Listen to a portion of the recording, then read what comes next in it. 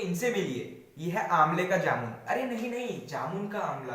अरे नहीं नहीं, ये है आंवले का मुरब्बा, जो सबको लगता है गुलाब जामुन का चच्चा। इसको बनाने से मिलेगा विटामिन सी और इम्यूनिटी का चस्का। तो चलिए शुरू करते हैं विंटर स्पेशल आंवले का मुरब्बा।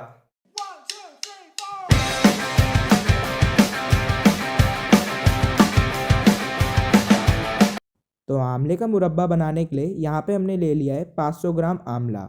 और आंवले में कोई दाग नहीं होना चाहिए। अगर आंवले में कोई दाग हुआ तो इससे इसकी शेल्फ लाइफ में असर पड़ेगा, यानी कि हम इसे ज़्यादा टाइम तक स्टोर नहीं कर पाएंगे। तो जिसमें आंवले में दाग हैं उन आंवले को हम साइड रख लेंगे। यहाँ पर हमने एकदम बड़े बड़े और लाइट हरे, यानी कि ज़्यादा हरे कलर के भी आंवले नहीं लिए हैं, क्योंकि उनमें कसैलापन ज़्यादा होता है। अभी यहाँ पर हम कढ़ाई लेंगे और कढ़ाई में कम से कम 3 से 4 ग्लास पानी डाल देंगे और पानी को अच्छे से गर्म कर लेंगे। कब तक? जब तक वो बॉईल ना होने लग जाए, यानी कि उसमें बबल्स आने ना शुरू हो जाए। तो 3 से 4 मिनट तक अच्छे से हम पानी को गर्म कर लेते हैं। 3 से 4 मिनट हो चुका है और पानी अच्छे से गर्म हो चुका है। इसके बाद सारे के सारे आंवले को पानी में डाल देंगे और यहाँ पर हमने डाला है एक मीडियम साइज़ की फिटकरी। फिटकरी क्या करेगी? आंवले से कसैलापन दूर कर लेगी। अब एक मीडियम साइज़ की फिटकरी को डाल के पानी में अच्छे से हम मिक्स कर लेते हैं। इसके बाद हम आंवलों को 10 से 15 मिनट मीडियम फ्लेम में उबाल लेंगे और 10 से 15 मिनट बाद गैस को बंद करके इसको 1 घंटा रेस्ट में रख लेंगे। तो अभी दोस्तों हमने यहाँ पे फिटकरी का इस्तेमाल किया है। फिटकरी हमारी यहाँ पर काफी जगह मदद करेगी, क्योंकि पहले इस्तेमाल करो फिर विश्वास करो। मजाक कर रहा हूँ दोस्तों।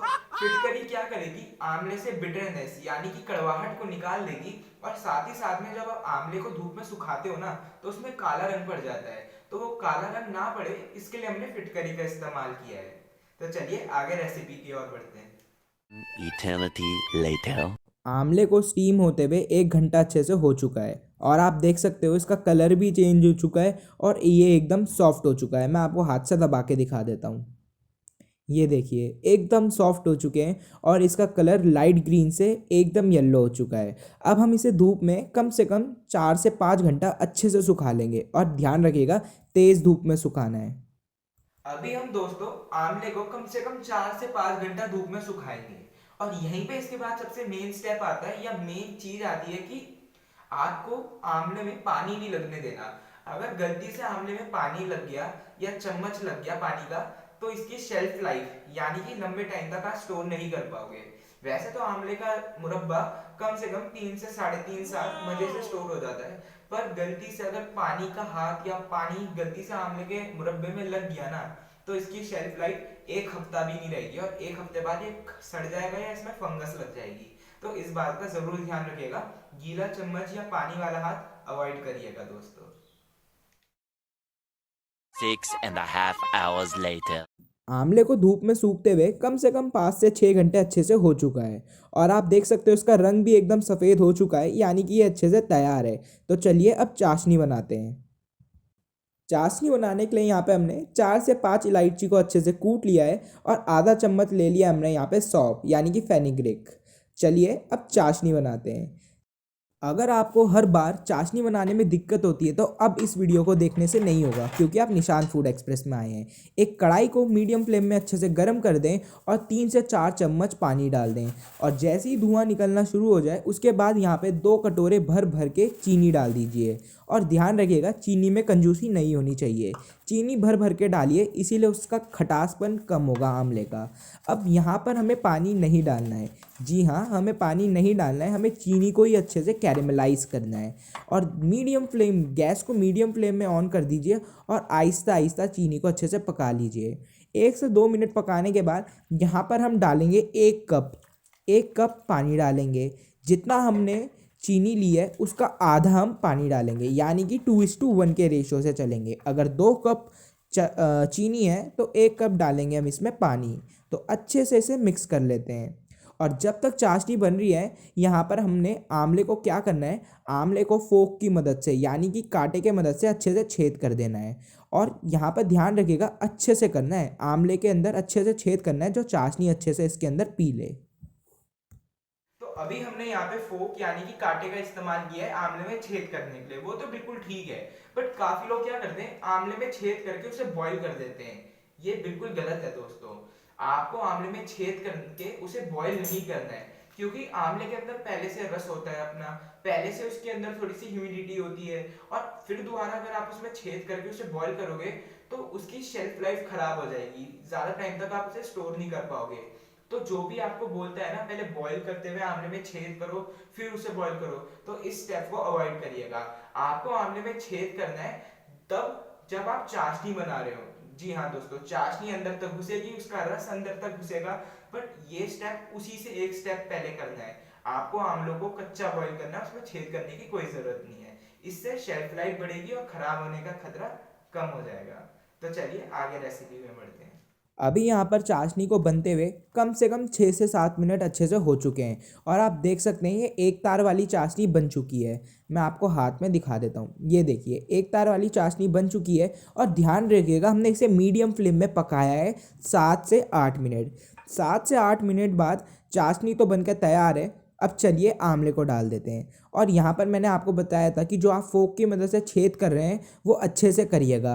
जितने बड़े बड़े फोक की मदद से यानी कि कांटे की मदद से छेद होंगे उतनी चाशनी अंदर तक जाएंगी आमले के।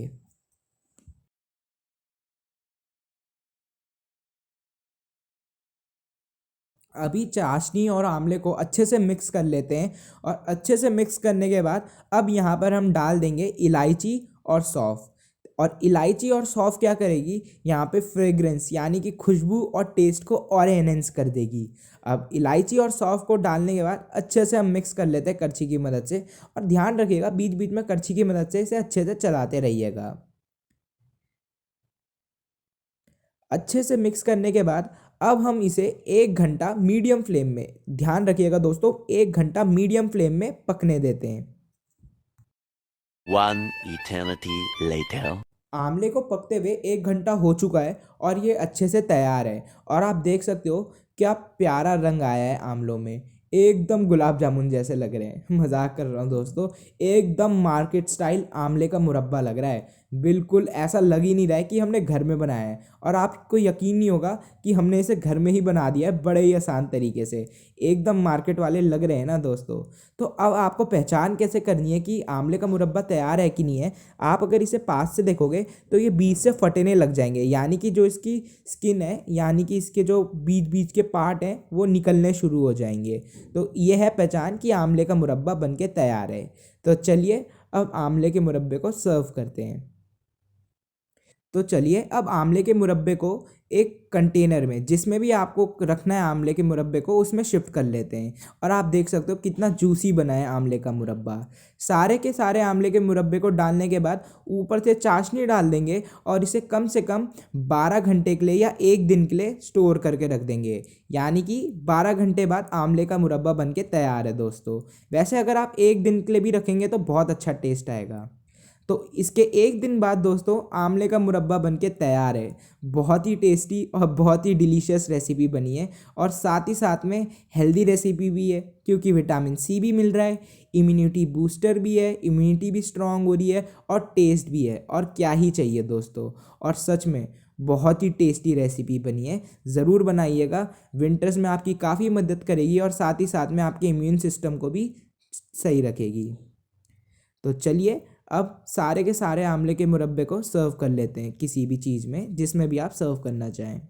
और मैं आपको पास से दिखा देता हूँ कितना प्यारा आमले का मुरब्बा बना है, एकदम गुलाब जामुन जैसा लग रहा है। तो चलिए मैं आपको दिखाता हूँ आमले के मुरब्बे की क्या पहचान है। अगर आप आमले के मुरब्बे को हाथों की मदद से या किसी भी चम्मच की मदद से तोड़ेंगे तो ये बड़े ही आसान तरीके से टूट जाएगा। इसका मतलब ये अच्छे से पक चुका है और अच्छे से बन चुका है। अब आप अगर इसे निकालेंगे तो ये बड़े ही आसान तरीके से टूट जाएगा। और आप देख सकते हो इसने अपने सारे के सारे पंखुड़ी यानी कि इसके जो लीव्स हैं वो आराम से निकल चुके हैं। और अगर आप इसे हाथों की मदद से तोड़ के देखेंगे तो ये एकदम सॉफ्ट बना है। इसका मतलब आमले का मुरब्बा बनके तैयार है दोस्तों। मैं आपको तोड़ के दिखाता हूँ, ये देखिए कितने आसान तरीके से टूट रहा है। तो यानी कि आमले का मुरब्बा बनके तैयार है और बहुत ही टेस्टी बना है। तो चलिए दोस्तों अब टेस्ट करके बताते हैं आप लोगों को।